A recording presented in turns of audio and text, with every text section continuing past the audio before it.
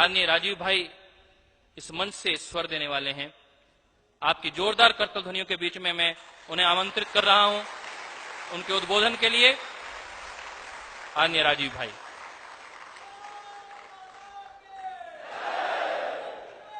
मातरम मातरम।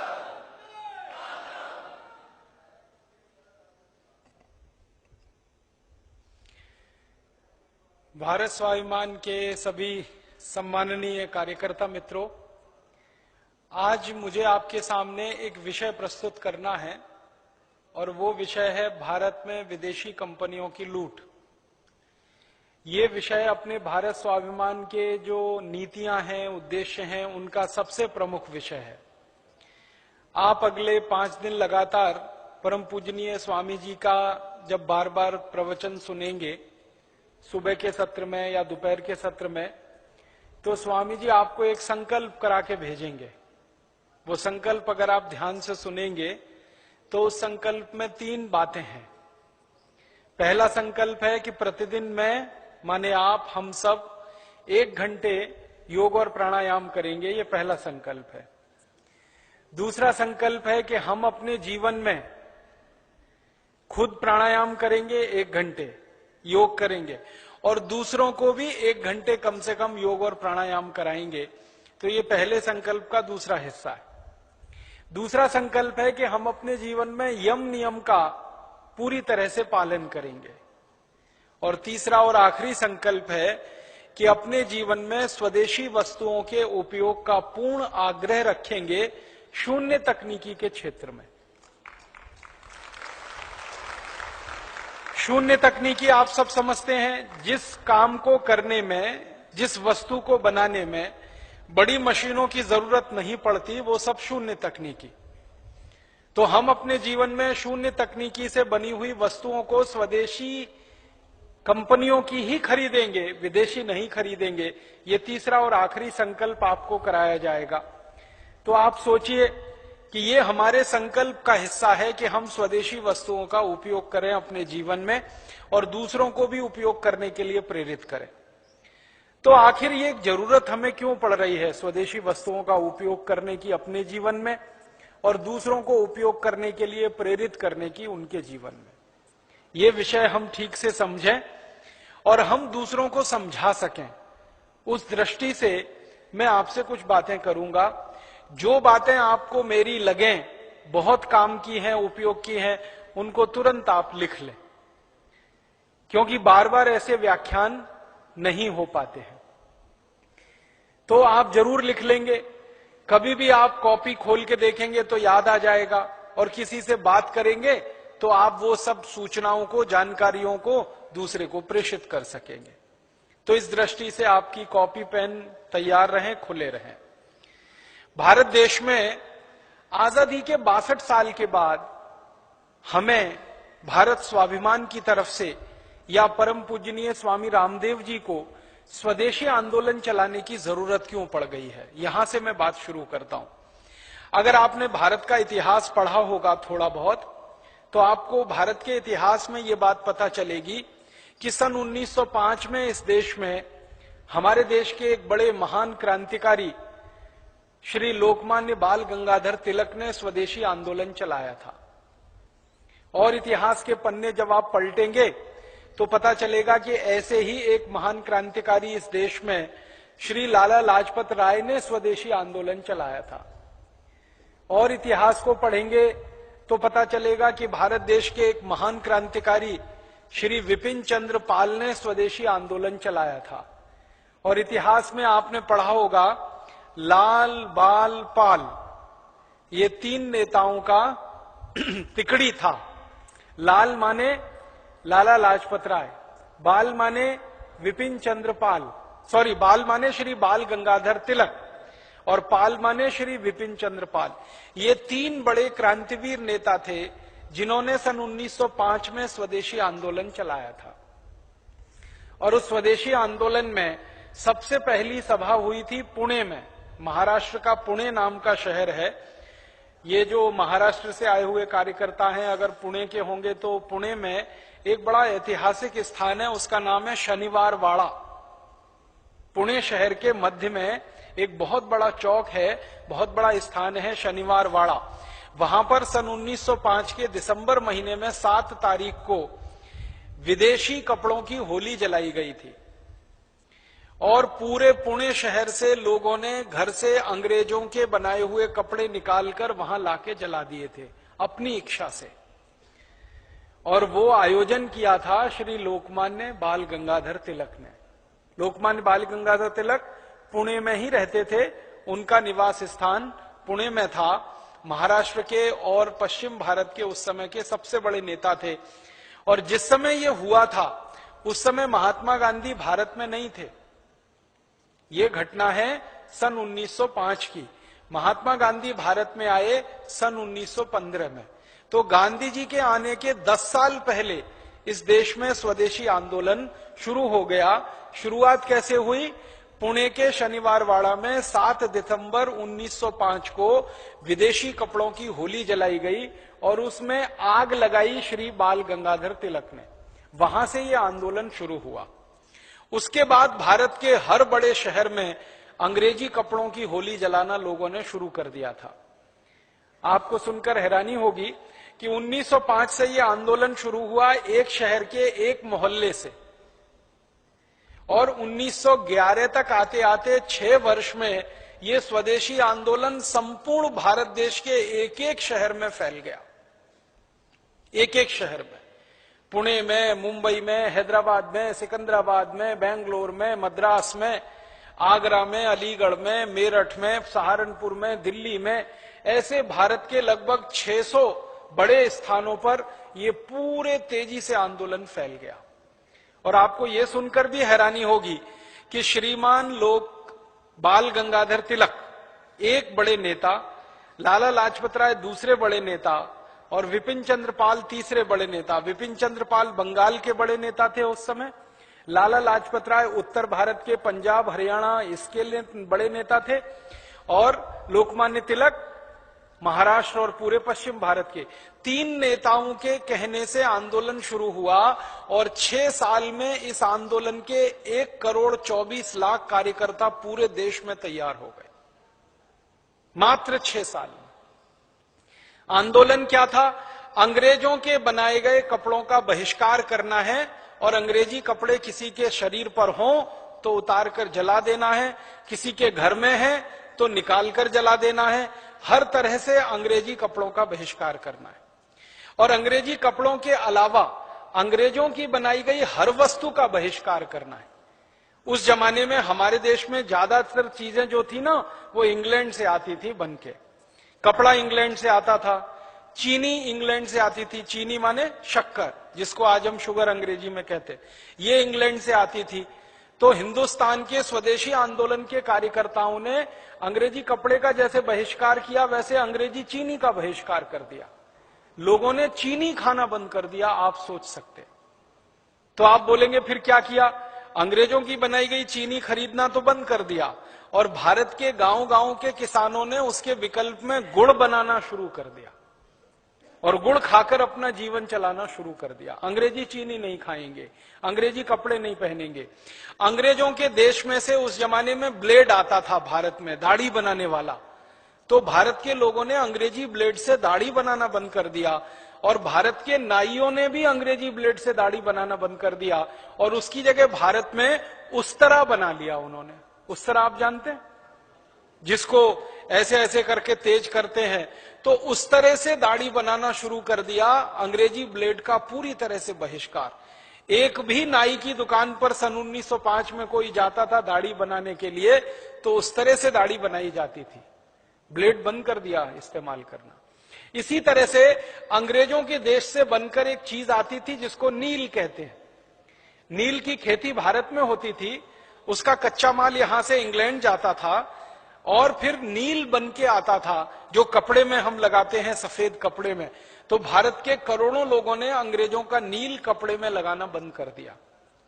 इसी तरह से अंग्रेजों के देश में से 60-70 तरह की चीजें आती थी, उन सब चीजों का एक एक करके भारत के लोगों ने बहिष्कार कर दिया, खरीदना बंद कर दिया। और अंग्रेजों की ये चीजें जिन दुकानों पर बिकती थी वहां पर लोग जाकर सत्याग्रह करते थे।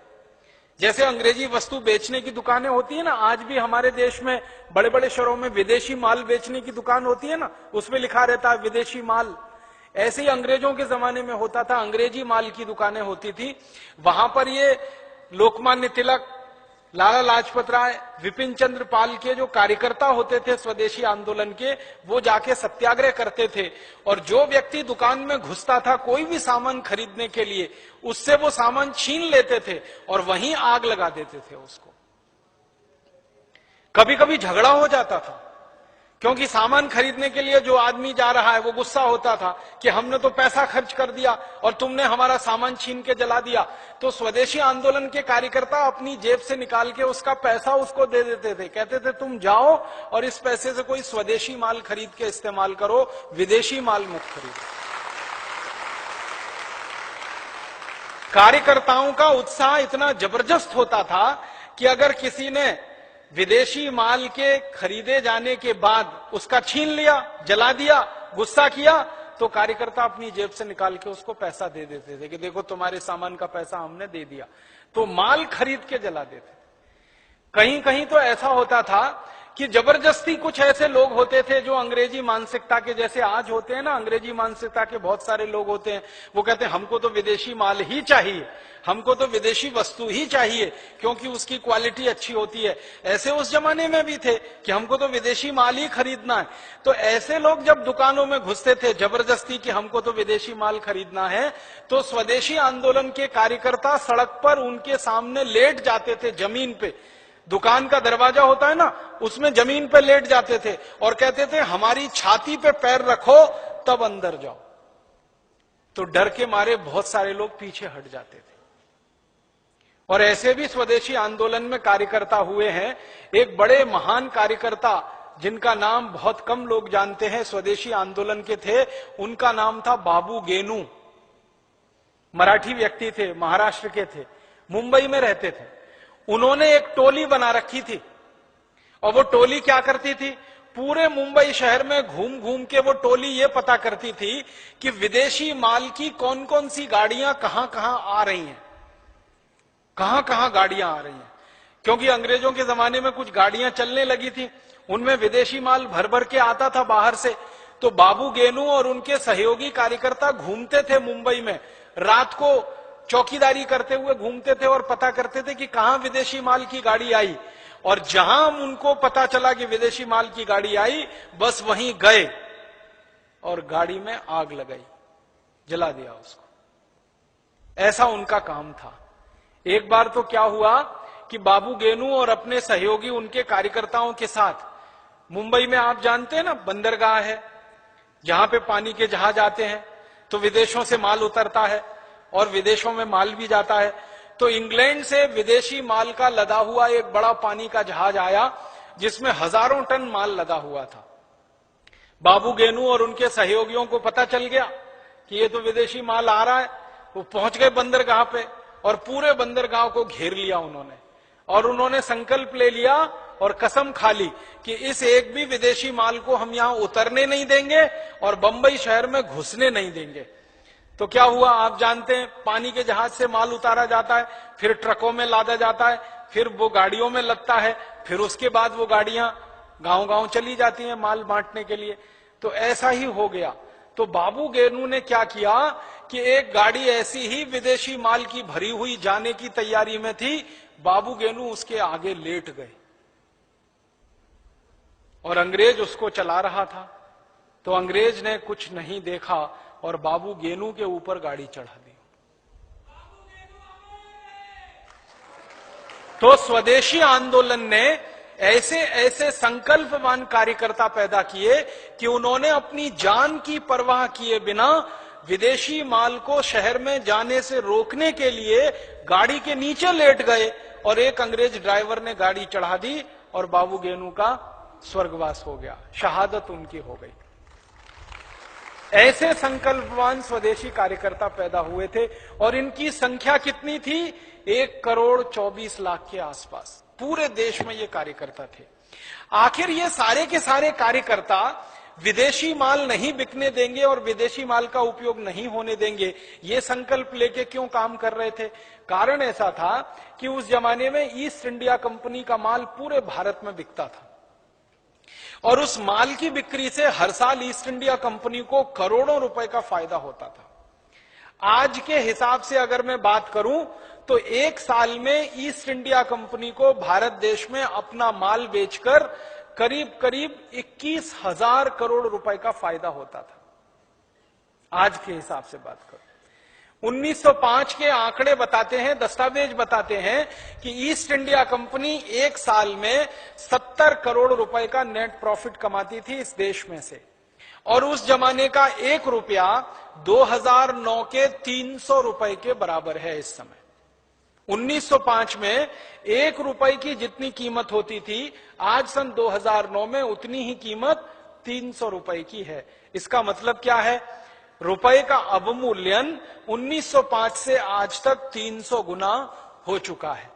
तो 300 का गुणा कर लो 70 करोड़ में, लगभग 21,000 करोड़ रुपए आज के मूल्य के हिसाब से ईस्ट इंडिया कंपनी भारत से कमाती थी, उनका सामान बेचकर यहां से पैसा कमाती थी। तो समस्या क्या होती थी? हर साल भारत का 21,000 करोड़ रुपए लंदन चला जाता था, और यह सिलसिला कब से चल रहा था? जब से ईस्ट इंडिया कंपनी भारत में आई तब से। आपको मालूम है ईस्ट इंडिया कंपनी सन 1618 में भारत आ गई थी। अपने जयदीप भाई थोड़ी देर पहले आपसे कह रहे थे, एक राजा था इस देश में, उसका नाम था जहांगीर।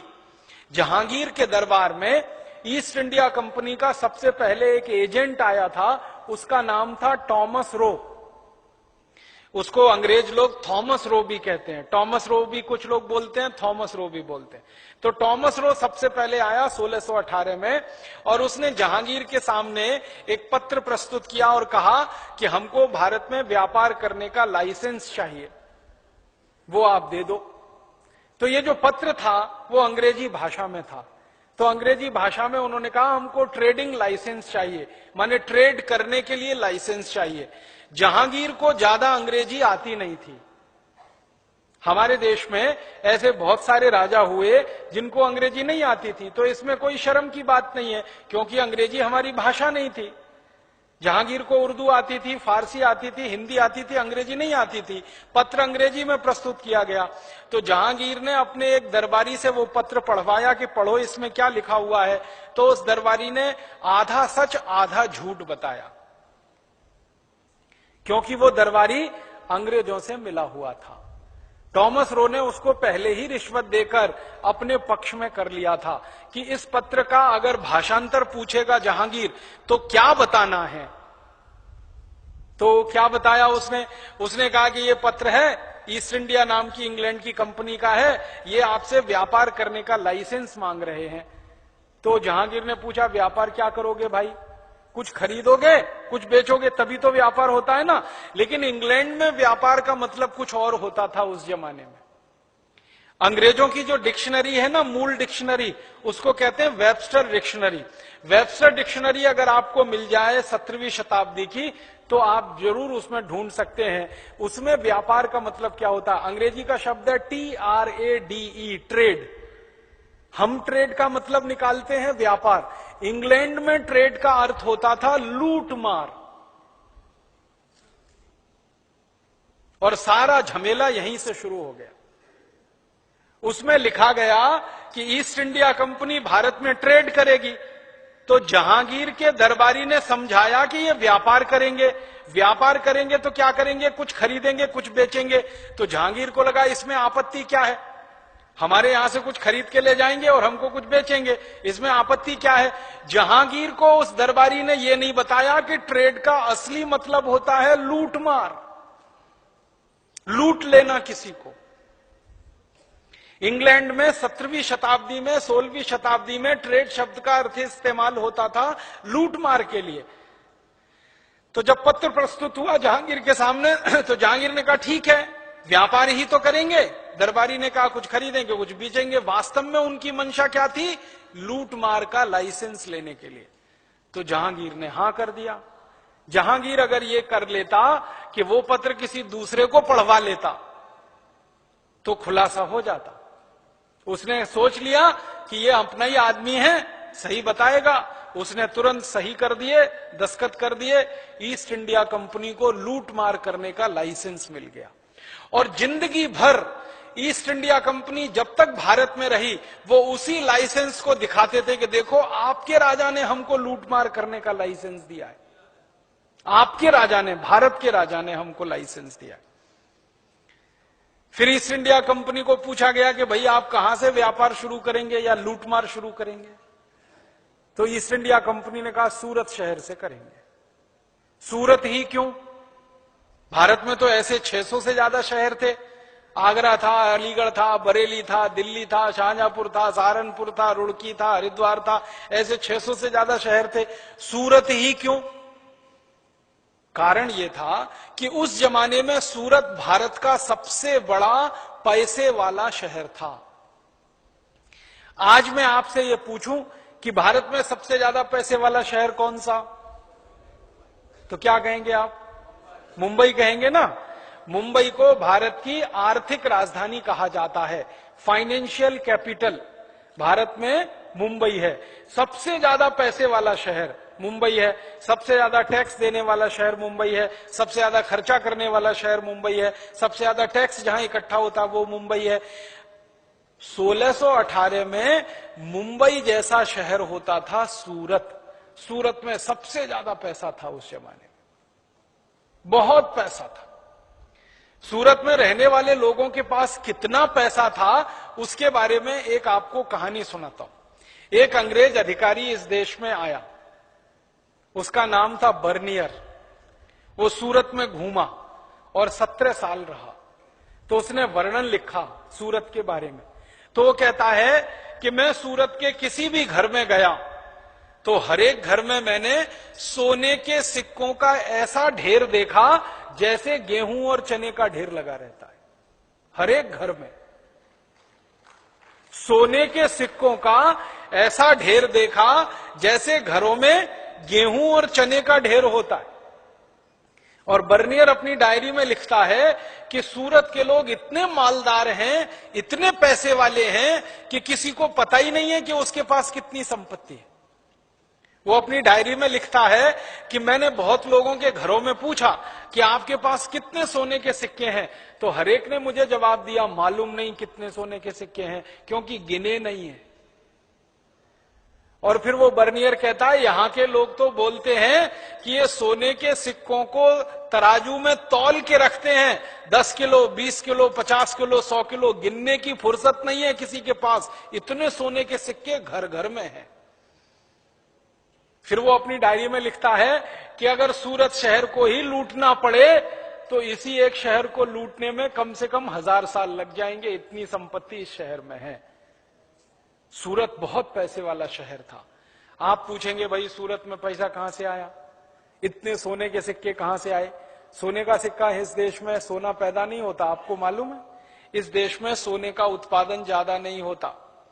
सोने की एक ही खदान है इस देश में, वो भी कर्नाटक में है, कोलार में, एक ही खदान है, बाकी तो दूसरी है ही नहीं पूरे देश में। तो जिस देश में सोने की एक ही खदान हो वहां लोगों के घर घर में सोने का ढेर लगा हो, ये कहां से आया? सूरत उस समय का सबसे बड़ा व्यापारिक केंद्र था। जैसे आज मुंबई है ना व्यापार का केंद्र, वैसे सूरत था। भारत का सारा माल विदेशों में बिकने के लिए सूरत से ही जाता था, क्योंकि सूरत में बहुत बड़ा बंदरगाह हुआ करता था। तो भर भर के पानी के जहाज भारत का माल सूरत से बाहर जाता था विदेशों में।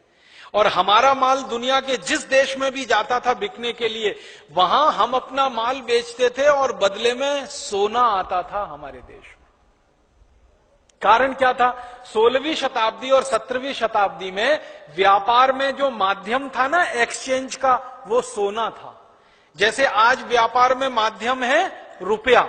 आप कोई चीज खरीदते हैं रुपए से, कोई चीज बेचते हैं रुपए में। 16वीं और 17वीं शताब्दी में कोई चीज खरीदी जाती थी सोने में और कोई चीज बेची जाती थी सोने में। तो भारत से तरह तरह की चीजें बिकने के लिए जाती थी। उसमें सबसे ज्यादा बिकने के लिए जाता था कपड़ा भारत का, क्योंकि भारत में कपड़ा सबसे अच्छी क्वालिटी का बनता था 17वीं शताब्दी में। आपको मालूम है भारत के कपड़े की कहानी? यहां पे ढाका की मलमल बनती थी। मलमल नाम सुना है? मलमल एक खास तरह का कपड़ा होता है। ढाका एक शहर था इस देश में, जो बांग्लादेश का अभी हिस्सा हो गया, पहले वो भारत में था। तो ढाका की मलमल बनती थी और 15 मीटर लंबा मलमल के कपड़े का थान तह करते जाओ करते जाओ करते जाओ तो माचिस की एक डिब्बी में आ जाता था। इतनी बारीक बुनाई होती थी मलमल की। ढाका में मलमल बनती थी, सूरत में मलमल बनती थी, मालवा में मलमल बनती थी। आप में से कुछ कार्यकर्ता आए हैं मध्य प्रदेश से। मध्य प्रदेश में एक इलाका जिसको मालवा कहते हैं, इंदौर है, उज्जैन है, रतलाम है, तो मालवा में जबरदस्त किस्म का कपड़ा बनता था। भारत में ऐसे 350 से ज्यादा बड़े शहर थे जहां कपड़ा बनाने के बड़े बड़े केंद्र चलते थे। बहुत अच्छी क्वालिटी का कपड़ा बनता था। दुनिया में कोई इतना अच्छा कपड़ा बना नहीं पाता था जो भारत में बनता था। आप पूछेंगे भारत के कपड़े में ऐसी क्या खासियत थी? कपड़े में खासियत ये थी कि भारत में कपास बहुत अच्छी क्वालिटी का होता था। कपड़ा बनता है कपास से। कपास हिंदुस्तान में सभी राज्यों में होता है, उत्तर, दक्षिण, पूरब, पश्चिम, एक भी राज्य ऐसा नहीं भारत में जहां कपास नहीं होता। तो अच्छी क्वालिटी का कपास पैदा होगा तो अच्छा कपड़ा बनेगा। तो बहुत अच्छा कपड़ा भारत में बनता था और वो कपड़ा दुनिया के सब देशों में बिकने के लिए जाता था। उसको बेचने के लिए पानी के जहाज लगते थे, उस समय हवाई जहाज नहीं चलते थे, तो सारे पानी के जहाज सूरत से कपड़ा भरकर विदेशों में जाया करते थे और उधर से सोना लेके आया करते थे। आपको इतिहास की ये जानकारी दूं तो आपको गर्व होगा। भारत का कपड़ा जब पेरिस में बिकता था, लंदन में बिकता था, न्यूयॉर्क में बिकता था, वॉशिंगटन में बिकता था, अमेरिका के, कनाडा के आसपास के, यूरोप के देशों में बिकता था, तो तराजू में रखा जाता था भारत का कपड़ा। तो जितने वजन का भारत का कपड़ा होता था उतने ही वजन का सोना हमें मिलता था। अगर मान लीजिए हमने एक कपड़े का थान बेचा और वो 1 किलो का है तो 1 किलो सोना हमें मिलता था। हमारे कपड़े की इतनी जबरदस्त क्वालिटी थी। सारी दुनिया के लोग हमारा कपड़ा पहनते थे। आपको सुन के ताज्जुब होगा, रोमन साम्राज्य में 3000 साल जितने राजा हुए, जितनी रानियां हुई, सब भारत का कपड़ा पहनकर ही जिंदा रहते थे। 3000 साल रोमन साम्राज्य में। और जब रोमन साम्राज्य का पतन हो गया, यूरोप और अमेरिका और ये कनाडा जैसे देश उभर आए, तो फिर इनके यहां भारत का कपड़ा बिकने लगा। तो हमारा कपड़ा बहुत जबरदस्त बिकता था, उसके बदले में हमको सोना मिलता था।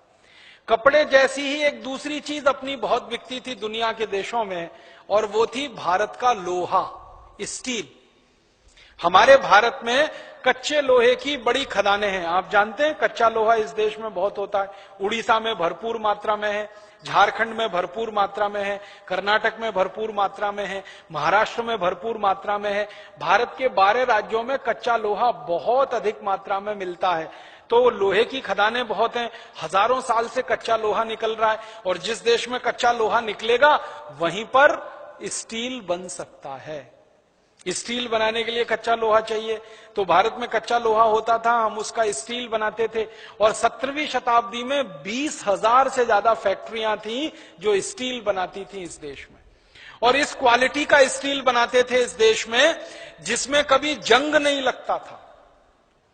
आज 21वीं शताब्दी में सारी हाईफाई टेक्नोलॉजी के बाद जो स्टील बनता है उसमें जंग लग जाता है। आपको मालूम है, भारत के स्टील में जंग नहीं लगता था। और अगर आप उसका प्रमाण देखना चाहें तो दिल्ली के पास मेहरौली नाम का एक छोटा सा गांव है, वहां एक लौह स्तंभ खड़ा हुआ है, उसको जाके देख लीजिए। उसमें जंग का एक निशान नहीं है, और सैकड़ों साल से वो पानी में, बारिश में, धूल में, आंधी में, धक्कड़ में खड़ा हुआ है। एक रंच मात्र उस पर कहीं जंग नहीं आया।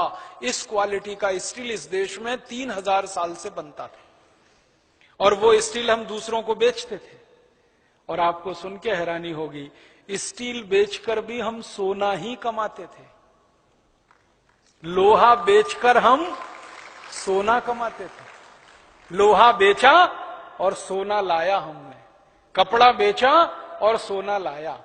इसी तरह से भारत की एक चीज बिकने के लिए जाती थी दुनिया के बाजार में, वो थी ईंट।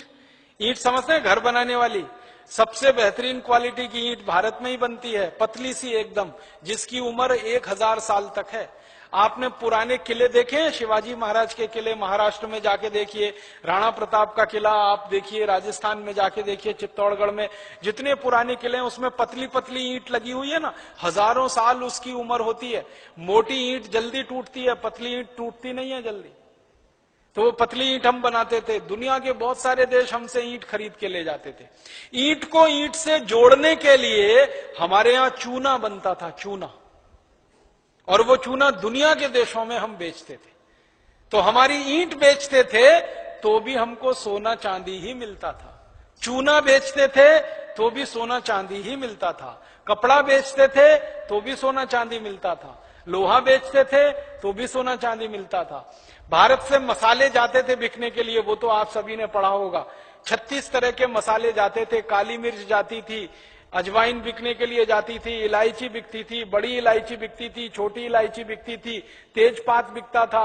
हमारे देश के 36 तरह के मसाले दुनिया भर में बिकते थे, और उसके बदले में भी हमको सोना चांदी हीरे जवाहराती मिलते थे। और 3000 साल भारत ये सारी चीजें दुनिया के देशों को बेचता था, और जिस शहर से ये चीजें बिकने के लिए जाती थी उस शहर का नाम था सूरत। तो सबसे ज्यादा पैसा कहां आता था? सूरत में। इसलिए सूरत के एक एक घर के व्यापारी के पास ढेरों ढेरों सैकड़ों सैकड़ों कुंटल सोना होता था। ये अंग्रेजों ने दस्तावेजों में लिखा है, जो मैं आपको सुना रहा हूं। तो सूरत इतना पैसे वाला शहर था, इसलिए ईस्ट इंडिया कंपनी ने जहांगीर से कहा कि हमको सूरत में व्यापार करने का लाइसेंस चाहिए। अब आप ध्यान देना, जहां भी मैं बोलूंगा व्यापार, वहां आप सोच लेना लूट मार, क्योंकि उनके लिए ट्रेड का मतलब था लूट मार, हमारे लिए ट्रेड का मतलब था व्यापार। तो उन्होंने लूट मार का लाइसेंस ले लिया। जहांगीर भोला भोला सीधा साधा उसने लाइसेंस दे दिया। सूरत में जाके ईस्ट इंडिया कंपनी ने अपना धंधा शुरू किया, और क्या धंधा शुरू किया? लूट मार करने का। और वो लूटमार कैसे करते थे? जिस व्यापारी के घर में उनको पता चल जाए अच्छा खासा सोना है, बस उसी के घर में धावा बोलना। जैसे डकैती डालते हैं लोग, वैसे ईस्ट इंडिया कंपनी के लोग डकैती डाला करते थे। सैनिकों की फौज खड़ी की, एक एक घर में घुस गए, मारपीट किया, छीन छान के सोना ले आए, और वो सोना फिर यहां से जहाजों पर लाद लाद कर इंग्लैंड भेजा करते थे। ईस्ट इंडिया कंपनी का एक अधिकारी था, उसका नाम था रॉबर्ट क्लाइव। वो 1750 में भारत आया था, और 1757 में उसने एक युद्ध लड़ा था प्लासी का। रॉबर्ट क्लाइव ने अपनी जीवनी में लिखा है कि मैंने भारत के कलकत्ता नाम के शहर से जब लूट मार की तो इतना सोना चांदी इकट्ठा हुआ था, उसको लंदन लाने में 900 पानी के जहाज लगे। 900 पानी के जहाज, एक दो नहीं, 900 शिप्स। और जहाज बोल रहा हूं मैं, नाव नहीं बोल रहा हूं, जहाज। नाव और जहाज में अंतर होता है।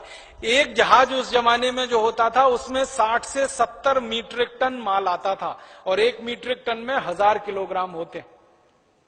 तो 900 पानी के जहाज भर के सोना चांदी लूटा था रॉबर्ट क्लाइव ने। तो रॉबर्ट क्लाइव जैसे अंग्रेज अधिकारी जब आते थे तो वो ढूंढते थे कि भारत के किस शहर में ज्यादा सोना है, वहीं पे जाके पोस्टिंग करवाते थे, और वहीं से लूटमार का धंधा शुरू करते थे। तो ईस्ट इंडिया कंपनी का सबसे मुख्य काम था लूटमार।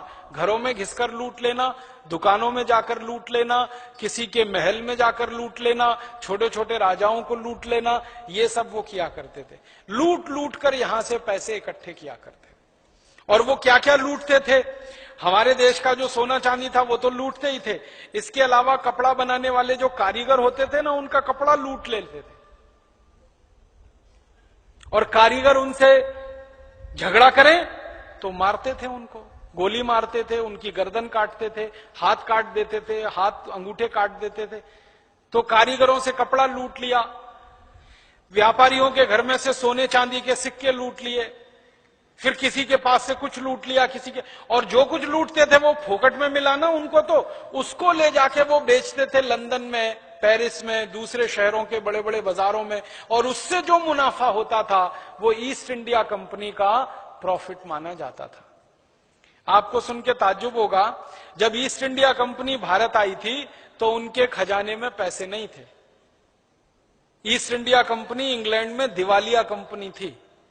दिवालिया आप समझते हैं, जिनके पास कुछ नहीं होता, ठन ठन गोपाल, एक धेला नहीं खजाने में। ईस्ट इंडिया कंपनी बनाई थी कुछ ऐसे लुटेरों ने जो समुद्र के पानी के जहाजों को लूटने का काम करते थे। ईस्ट इंडिया कंपनी उन्होंने बनाई थी। इंग्लैंड के कुछ लुटेरे थे जिनको कहा जाता था बोर्ड ऑफ डायरेक्टर्स। तो ईस्ट इंडिया कंपनी का जो बोर्ड ऑफ डायरेक्टर्स था वो बड़े बड़े डॉन माफिया किस्म के लोग थे उस जमाने के। उन्होंने बनाई थी वो कंपनी। पैसे पास में थे नहीं, उसको ले आए वो भारत में और सीधे लूटमार करना शुरू कर दिया, तो पैसे आ गए। उस पैसे से फिर सारा खेल खेलना उन्होंने शुरू किया। पहले पैसे लूटे, फिर उस पैसे से उन्होंने सैनिक रखना शुरू किया, फिर सेना बढ़ गई तो और ज्यादा लूटमार करना शुरू किया। जहां जहां उनकी लूटमार होती थी, स्थानीय राजाओं के साथ उनका संघर्ष होता था, युद्ध होता था। कभी ईस्ट इंडिया कंपनी जीत जाती थी, कभी कोई राजा जीत जाता था। जो राजा जीत जाता था वहां ईस्ट इंडिया कंपनी लूटमार नहीं कर पाती थी, और जहां का राजा हार गया बस पूरी जगह को वो लूटते थे। एक उदाहरण से बताता हूं। पंजाब हमारा एक बड़ा राज्य था उस जमाने में, 17वीं शताब्दी। पंजाब के एक राजा हुआ करते थे महाराजा रणजीत सिंह, नाम सुना आपने? ईस्ट इंडिया कंपनी ने महाराजा रणजीत सिंह के राज्य में 10 बार लूटमार करने का प्रयास किया। हर बार महाराजा रणजीत सिंह की सेनाओं ने ईस्ट इंडिया कंपनी के सैनिकों को मौत के घाट उतार दिया, हर बार। जब जब ईस्ट इंडिया कंपनी पंजाब की तरफ गई, महाराजा रणजीत सिंह के सैनिक इतने शूरवीर और ताकतवर थे, एक भी अंग्रेज जिंदा नहीं बचा। जब भी वो गए लूट मार कर, कभी जलंधर में, कभी कपूरथला में, कभी अमृतसर में, कभी लाहौर में। उस समय लाहौर जो था ना वो पंजाब का ही हिस्सा था, ये तो बंटवारे में पाकिस्तान चला गया।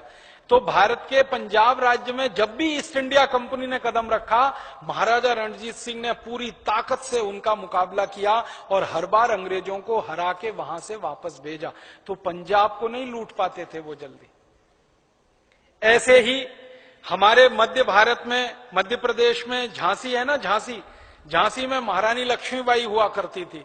उसके राज्य में जब भी अंग्रेजों ने कदम रखा लूट पार करने के लिए, झांसी की रानी लक्ष्मीबाई ने जबरदस्त संघर्ष किया उनके साथ और जल्दी अंग्रेज कामयाब नहीं हो पाए। आपको मालूम है, झांसी की रानी लक्ष्मीबाई के राज्य में जब जब अंग्रेज लूटने के लिए गए, हर बार अंग्रेज पराजित होकर लौटे। एक बार झांसी की रानी के विश्वास पात्रों के गद्दारी से झांसी की रानी गिरफ्तार हुई और मारी गई। उसके पहले कभी लूट नहीं पाए अंग्रेज झांसी को। ऐसे ही दक्षिण भारत में एक जबरदस्त रानी हुआ करती थी, कित्तूर चेन्नम्मा। बेलगाम है, कर्नाटक वाले यहां कुछ आए हैं, कर्नाटक में बेलगाम है। बेलगाम के पास एक छोटा सा गांव है कित्तूर, वहां उसका जन्म हुआ, इसलिए नाम पड़ गया कित्तूर चेन्नम्मा। दक्षिण भारत में गांव का नाम अपने नाम के साथ लिखने की परंपरा है। दक्षिण के जो नाम होते हैं ना, आपने सुना है HD देवेगौड़ा, तो H माने हरदन हल्ली, हरदन हल्ली उसके गांव का नाम है, देवेगौड़ा का। गांव का नाम पहले लिखते हैं, अपना नाम बाद। तो कित्तूर चेन्नम्मा, कित्तूर गांव का नाम। कित्तूर चेन्नम्मा के राज्य में जब जब अंग्रेज गए लूटने के लिए, कभी कामयाब नहीं हो पाए, हर बार अंग्रेजों को हराया उसने। ऐसे ही दक्षिण भारत में एक बड़ा प्रतापी राजा था हैदर अली। हैदर अली के राज्य में जब जब अंग्रेज गए लूटमार करने के लिए, कभी कामयाब नहीं हुए, हर बार हैदर अली ने हरा के भेजा उनको। तो भारत में कई शूरवीर राजा थे जो अंग्रेजों से टक्कर लेते थे, संघर्ष करते थे और उनको हराते थे। लेकिन कुछ कमजोर राजा भी थे जहां अंग्रेज कामयाब हो जाते थे। एक राज्य था हमारे यहां जयपुर, वहां का राजा बहुत ही कमजोर था, बहुत कमजोर था। इतना कमजोर था कि अंग्रेज एक चिट्ठी लिख के भेजें जयपुर के राजा को कि 1 करोड़ स्वर्ण मुद्राएं दे दो, तो वो राजा चुपचाप अंग्रेजों के घर दे के आता था। कभी उसने ये नहीं कहा कि नहीं दूंगा। वो कहता था कि अगर मैं ऐसा बोलूंगा नहीं दूंगा तो अंग्रेज चढ़ाई कर देंगे, मेरा पूरा महल लूट के ले जाएंगे और उसमें तो बहुत चला जाएगा, तो अपने घर से ही ले जाके 1 करोड़ दे के आता था। अब अंग्रेज एक बार 1 करोड़ मांगते थे तो अगली बार कहते थे 10 करोड़ दे दो, तो फिर वो राजा जाता था 10 करोड़ दे के आता था। तो ऐसे कमजोर राजा भी थे इस देश में, जयपुर के, मैंने तो नाम लेके कह दिया, ऐसे कई कमजोर राजा थे, वो चुपचाप देके आते थे। तो ईस्ट इंडिया कंपनी का जो धंधा चला इस देश में, वो इस तरह से चला, लूट मार करके इस देश में से पैसा उन्होंने बनाना शुरू किया। जिस कंपनी के पास एक ढेला नहीं था उनके खजाने में, वो जब भारत आ गए और 10-15 साल उनका ये धंधा चल पड़ा लूट मार का, करोड़ों स्टर्लिंग पाउंड उनके खजाने में जमा हो गए। फिर जब बहुत पैसा उनको मिल गया तो खून लग गया मुंह में। वो कहते हैं ना, शेर के मुंह खून लग गया, तो ईस्ट इंडिया कंपनी को खून लग गया और उनको लगा कि भारत में तो बहुत पैसा है, बहुत संपत्ति है, लूट मार तो करनी ही पड़ेगी और पैसा यहां से लेके लंदन जाना ही पड़ेगा। तो उन्होंने एक फैसला किया। फैसला क्या किया कि इस देश में अब खाली लूटमार नहीं करेंगे, इस देश में हम अपनी सरकार भी चलाएंगे। एक तो है व्यापारी आया, एक तो डकैत आया लूटमार करके ले गया, लेकिन एक डकैत आया जिसने आपके घर पे ही कब्जा कर लिया। सोचो आप, कोई डकैत आपके घर में घुस गया, जो भी था थोड़ा बहुत संपत्ति है लूट के ले गया, ये एक घटना है। लेकिन कोई डकैत आपके घर में घुस गया और आपको मार के घर के बाहर निकाल दिया और घर पे कब्जा करके वो मालिक बन के बैठ गया। ऐसा ही हमारे देश में हुआ। हमारे देश में पता है क्या हुआ? जिस जहांगीर ने ईस्ट इंडिया कंपनी को लाइसेंस दिया था लूटमार करने का, उसी जहांगीर को ईस्ट इंडिया कंपनी ने कुर्सी से उतरवा दिया। उसी जहांगीर। ऐसा हुआ। जो जो राजा के यहां ईस्ट इंडिया कंपनी वाले पहुंचे लूटमार करने, हर राजा को उन्होंने कोई ना कोई षड्यंत्र करके कुर्सी से उतरवा दिया और वहां अंग्रेजों की सत्ता स्थापित होती चली गई। ऐसे करके धीरे धीरे भारत का आधे से ज्यादा राज्य उन्होंने कब्जे में ले लिया। 1618 में वो एक शहर में आए थे, सूरत में, और 1718 तक आते आते 100 साल में हिंदुस्तान के आधे से ज्यादा राज्य पर उनका कब्जा हो गया। और पहले कब्जा हुआ कमजोर राज्यों पर। मैंने आपको बताया ना, जयपुर का ऐसे राजा, ऐसे भारत में 200 से ज्यादा कमजोर राजा थे। और उनकी कमजोरियां क्या थी? सब शराब में डूबे हुए, नशों में डूबे हुए, गंदे गंदे काम करने में डूबे हुए, वैश्यावृत्ति में डूबे हुए, रखेलों में डूबे हुए, हरम में डूबे हुए। एक शब्द होता है ना हरामी, ये कहां से आया? उर्दू का शब्द है, फारसी से आया हरम। हरम का मतलब होता है एक ऐसा महल जहां बहुत सारी स्त्रियां रहती हों और राजा उन स्त्रियों के साथ विलास करता हो, उसको हरम कहते हैं। अब उस हरम में से जहां बहुत सारी स्त्रियां राजाओं के साथ रहती थी, तो उनमें कुछ बच्चे पैदा हो जाते थे, उनको हरामी कहा जाता था। ये हंसने की बात नहीं है, सच्चाई बता रहा। हरामी शब्द है ना, वो हरम में से आया। तो ऐसे बहुत राजा थे जिन्होंने हरम रखे हुए थे। 50-50 महिलाएं, 100-100 महिलाएं, 150-150 महिलाएं, चरित्रहीन राजा एकदम से, निकृष्ट किस्म के राजा एकदम से, जिनको अपने शरीर सुख के अलावा कुछ दिखाई ही नहीं देता था। ऐसे राजा बहुत कमजोर होते थे। आप जानते हैं, जो विलासी होता है और वासना में डूबा हुआ होता है, वो सब चीजों में डूबा हुआ होता है। तो ऐसे राजाओं से ईस्ट इंडिया कंपनी पहले लड़ाई करती थी और उस लड़ाई में एक बार में ही राजा हार जाते थे और राज्य ईस्ट इंडिया कंपनी का हो जाता था। ऐसे करके पूरे भारत में उन्होंने कब्जा जमाया और धीरे धीरे वो कब्जा 150 साल में सारे भारत पे हो गया। 1618 से 1750 तक आते आते जगह जगह लूटमार करते करते पूरे भारत पे कब्जा हो गया। भारत का एक बड़ा राज्य था उस जमाने में, बंगाल। बंगाल जो राज्य था ना, वो कितना बड़ा था आपको बताता हूं। आज का पूरा बिहार, आज का पूरा झारखंड, आज का पूरा पश्चिम बंगाल, आज का पूरा बांग्लादेश, आज का पूरा आसाम और आसाम के ऊपर के सारे प्रदेश, ये मिला के था पूरा बंगाल। इतना बड़ा राज्य था। वहां का राजा था सिराजुद्दौला, बड़ा प्रतापी था, बहुत शूरवीर था, चरित्रवान था, चरित्र का बहुत ऊंचा था, मेहनत करने में बहुत परिपक्व था, शूरवीरता में बहुत ऊंचा था, न्यायप्रिय था, प्रजावत्सल था, सारे सद्गुण उसमें थे। तो ईस्ट इंडिया कंपनी कभी घुस नहीं पाई बंगाल में, क्योंकि राजा मजबूत था। जब जब ईस्ट इंडिया कंपनी घुसी बंगाल में, मार के भगा दिया उसने सिराजुद्दौला। फिर क्या हुआ? सिराजुद्दौला का जो सेनापति था वो गद्दार निकल गया। सिराजुद्दौला तो देशभक्त था, प्रतापी था, शूरवीर था, वो तो ईस्ट इंडिया कंपनी को घुसने नहीं देता था।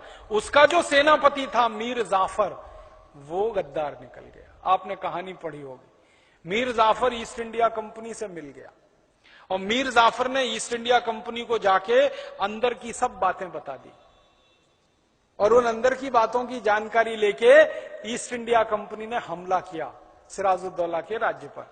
अब हमला हुआ तो सिराजुद्दौला की फौज युद्ध के लिए तैयार हुई।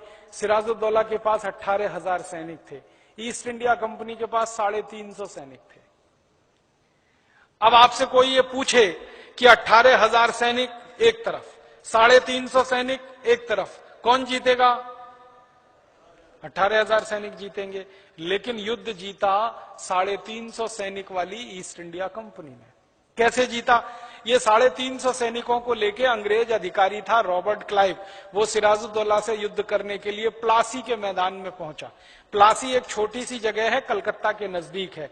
अगर बंगाल के कुछ कार्यकर्ता होंगे तो वहां जाके देख सकते हैं। उस प्लासी में युद्ध की तैयारी हुई।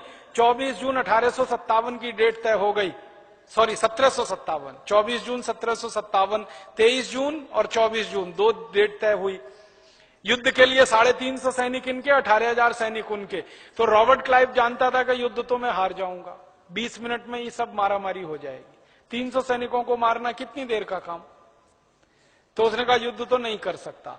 तो उसने मीर जाफर को फोड़ा, जो सेनापति था सिराजुद्दौला का, और उसको कहा कि देखो 1 करोड़ स्वर्ण मुद्राएं तुमको मैं दूंगा और तुम मेरी मदद करो, हम सिराजुद्दौला को मार डालेंगे और तुमको फिर राजा बना देंगे बंगाल का।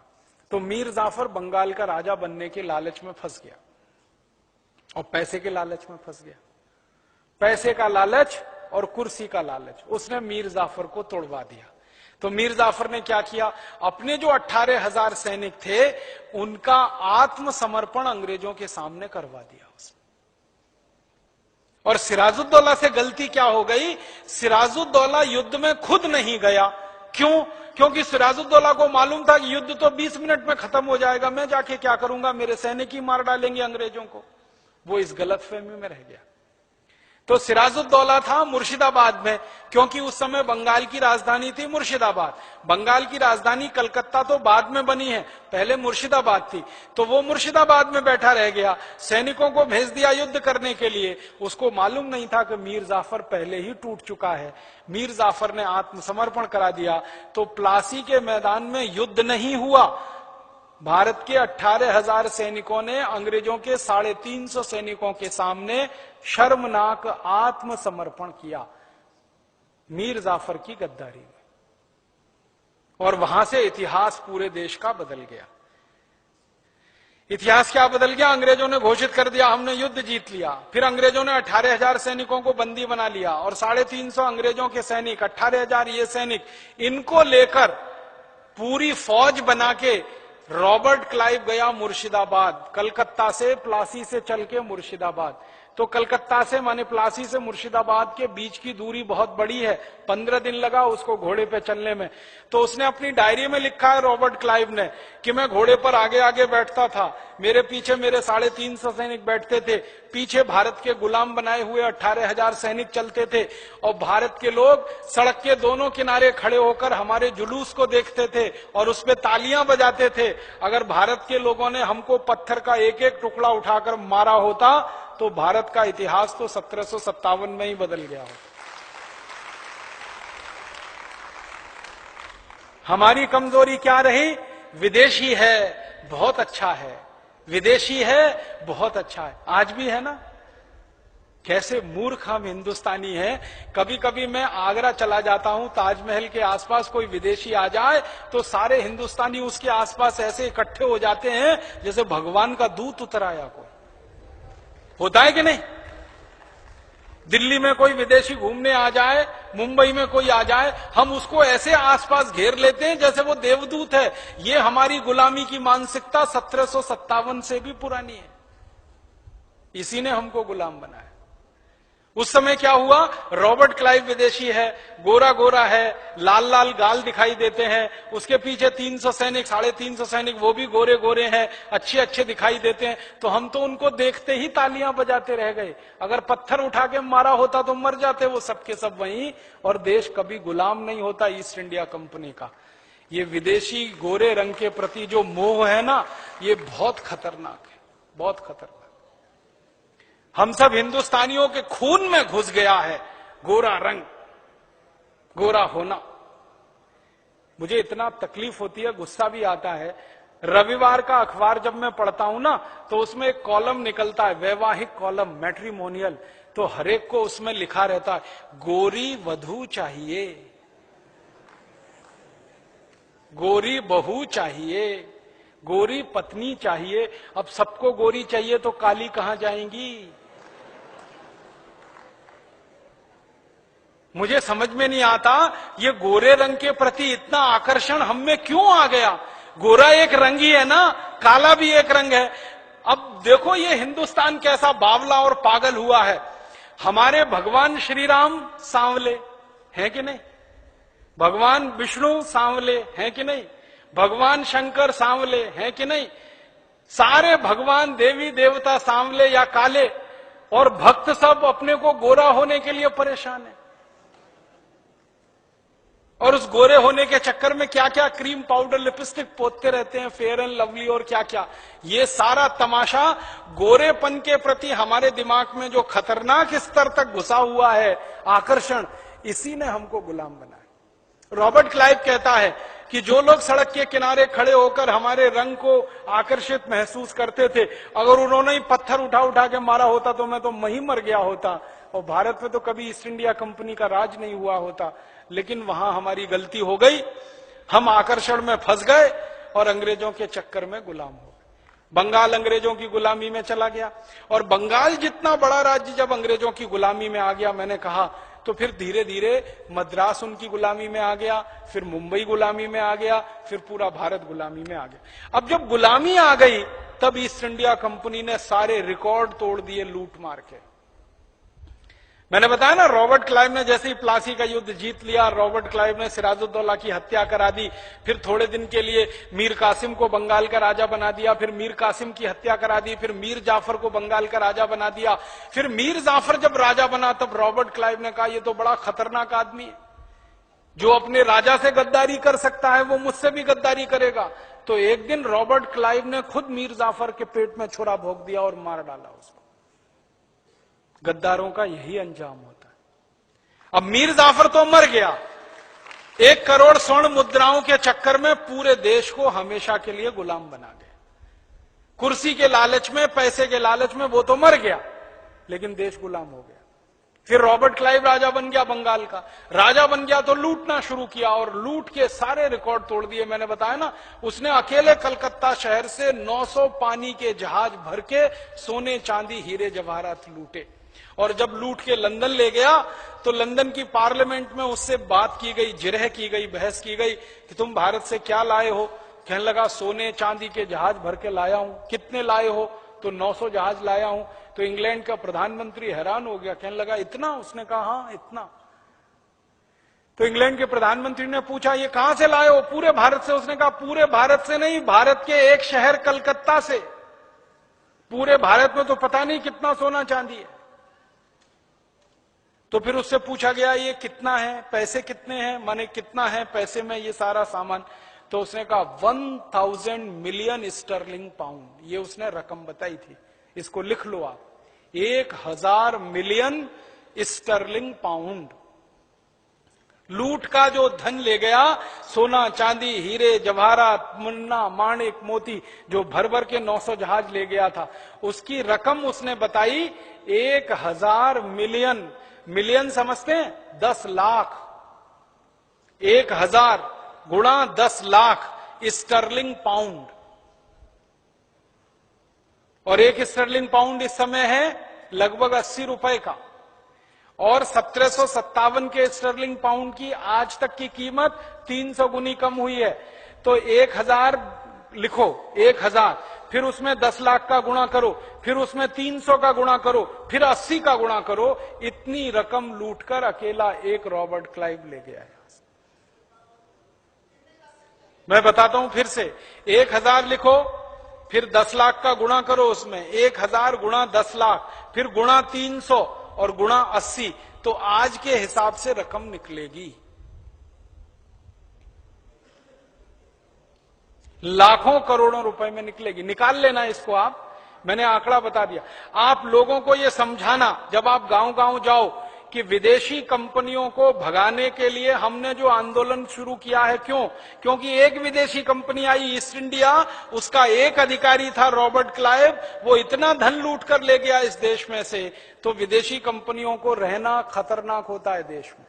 और रॉबर्ट क्लाइव अकेला एक अधिकारी नहीं था, ऐसे हिंदुस्तान में 84 अधिकारी आए। रॉबर्ट क्लाइव आया, उसने लूटा, फिर वॉरेन हेस्टिंग्स आया, उसने लूटा, फिर कर्जन आया, उसने लूटा, फिर लिनलिथगो आया, उसने लूटा, फिर डिकिंस आया, उसने लूटा, फिर विलियम बेंटिंग आया, उसने लूटा, फिर कॉर्नवालिस आया, उसने लूटा। ऐसे एक नहीं 84 अधिकारी आए और लूट लूट के लाखों करोड़ों रुपए की संपत्ति ले गए यहां से। परिणाम क्या हुआ? परिणाम यह हुआ कि जो देश के एक एक घर में सोने चांदी के सिक्कों का ढेर लगा रहता था, ईस्ट इंडिया कंपनी के लगभग 100 साल की लूट में सारा देश कंगाल और भिखारी हो गया। गरीबी पूरे देश में फैल गई।